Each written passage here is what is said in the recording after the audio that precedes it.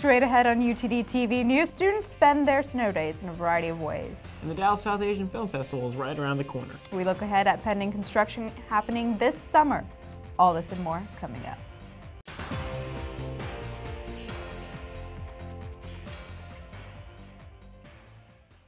Hello, and thank you for tuning in to UTD TV News. I'm Anthony Lorienti. And I'm Susie Kaduri. Top story, campus was shut down for 2.5 days this past week because of inclement weather. Students use these impromptu snow days in a variety of ways. From homemade ice cream sandwiches to snow hockey, students enjoyed their days in a very fun way, while other students used the day to catch up on schoolwork. Students, faculty, and staff received an email on February 19th stating UTD President David Daniel has been named one of the top contenders to replace Bill Powers as president of UT Austin. The other candidates being considered are Greg Fenns, current UT Executive Vice President and Provost, and Andrew Hamilton, Vice Chancellor of the University of Oxford. In a statement, Daniel said, "I am proud to serve the University of Texas system as the president of the University of Texas at Dallas, which is my immediate and primary focus. It is an honor to serve the system and the state of Texas in a capacity, and I will welcome the opportunity to do so. Any success I've had owes to the significant energy and effort of UTD's highly qualified faculty, our talented, smart students, and our dedicated and hardworking staff. I am grateful to and proud to be a part of this community." A new bill was introduced that would authorize funding for 2 new buildings on campus, $99 million for a new engineering building and $95 million for a new science building.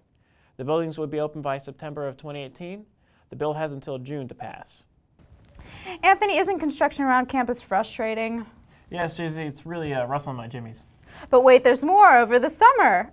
We'll let our reporter Stephanie Villarreal tell us more about this. UTD has been expanding and enhancing its campus to meet the needs of a growing student body. I was able to sit down with the Associate Vice President of Student Affairs, Matthew Grief, to talk about current construction on campus and some interesting upcoming changes. We have a couple of projects taking place right now. Right now we're renovating the Student Services building in one location to expand our Counseling Services office. And that construction remodeling will finish up by the first part of April. We'll provide more rooms for our counselors and group rooms and a special mind-body lab that they will be implementing in I believe in the fall semester. Student Affairs is taking on another project to expand space for other organizations, especially those located in the Student Services building. Actually, we're going to start construction this summer on a new Student Services building addition. It's a 61,000 square foot facility that's going to have multiple Student Affairs offices in it, including the Comic Card office is going to move from the Student Union to this new facility. The SWAB is going to have a new facility. Student Programs is going to move into this new space. Student Programs includes volunteerism, transfer student programs, and those groups, orientation. Those groups will move out of the current Student Services building into the new space that will provide them more space that they need. And then we'll be able to expand our international student office into those offices within this facility. The new building will be located in the west side parking lot of the current SSB. It will include more office space, new meeting rooms, as well as a new 534-seat auditorium. Construction is scheduled to begin this summer. For UTD TV News, I'm Stephanie Villarreal. Thank you, Stephanie. We look forward to seeing the progress made to the campus in the coming months. There's been a lot going on in the world of entertainment. We go over to our entertainment correspondent, Stephanie Villarreal, for the latest. Hey Comets, it's Stephanie Villarreal with your Entertainment 411. Now let's talk about the Oscars. That happened last week. And if you were living under a rock or just oblivious to the world, Birdman won Best Picture. And Michael Keaton had to put back his speech. That's right, he didn't win Best Actor, but he thought he would. And it's kind of sad. Now we recommend you go see it. Just don't laugh because it's kind of sad, but kind of funny. So, anywho, let's just forget about that and talk about the best part of the night, which was the red carpet. Now, breaking news, Lupita's Oscar dress was stolen from her hotel. Her dress is valued over $150,000. Now, I don't know who would wear that dress, But of course, I would want to sell it to get some money, but whatever. It wasn't me, though. Someone else. Now, that's not the only thing that's happening that happened over the red carpet. Also, Zendaya chose to wear her dreadlocks in the red carpet, and Juliana Rancic didn't like it so much. She did say some mean comments, making the assumption that because you wear dreadlocks, you must smoke weed. And Zendaya didn't like that very much and posted all over Facebook.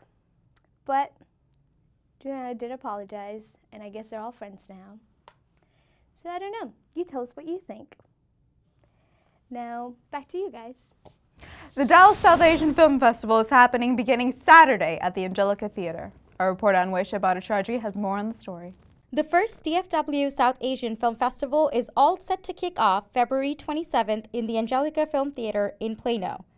14 independent films will be shown during the three-day festival that were made by directors both here and abroad, including Sold by Academy Award-winning director Jeffrey Brown. In terms of cross-cultural exchange, the festivals act as a very, very big bridge. Many of these movies touch upon relevant social issues in the South Asian community, both here and back home. It opens a dialogue, and then, it's a ripple effect. In another film, for instance, Satyabaz or Powernet, it talks about energy crisis in India. These movies hopefully will bring those to the forefront.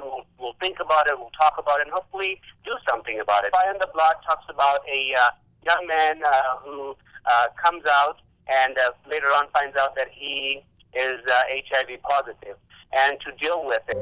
It's fine for people in rich countries to say this is what it ought to be. They don't have to live in these little villages and watch people die like flies. Tickets for opening night are sold out already, but you can still go watch some of the other movies for $10 to $15. There's also films for children, for LGBT, and for women specifically.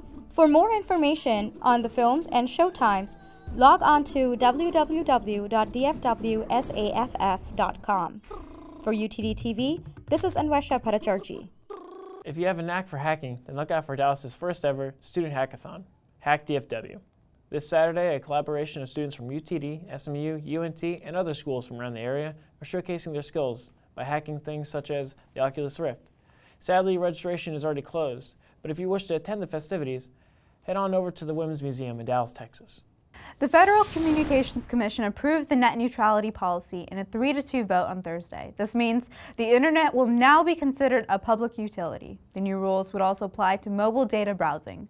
FCC Chairman Tom Wheeler said, "The action that we take today is an irrefutable reflection of the principle that no one, whether government or corporate, should control free open access to the internet." Now we go over to our sports anchor Esteban Bustillos for a Common Sports update. Thanks, guys. The men's and women's ASC basketball tournament kicked off earlier today. The men played Hardin-Simmons at East Texas Baptist University's campus and unfortunately fell 77-63 to the Cowboys. Raphael Farley, a senior guard who was the second leading scorer in ASC, picked up under 10 points for the first time this season, playing only 12 minutes. For the women, however, they were able to take down conference rival Concordia 59-47 at UT Tyler's campus. Senior guard Christina Brosnahan led the team with 15 points. They play again tomorrow against Louisiana College, who they've split the regular season series with 1-1. If they win again tomorrow, they will play again on Saturday for the conference championship. Back to you guys. Good luck to all of our teams on their upcoming games. Be sure to check out more on the bye week for more in-depth coverage of all local, regional, and national sports news. Thanks again for watching UTD TV. For all things news, sports, and entertainment, visit us at www.utdtv.com. Be sure to join us next week for our Sportscast, and have a great day.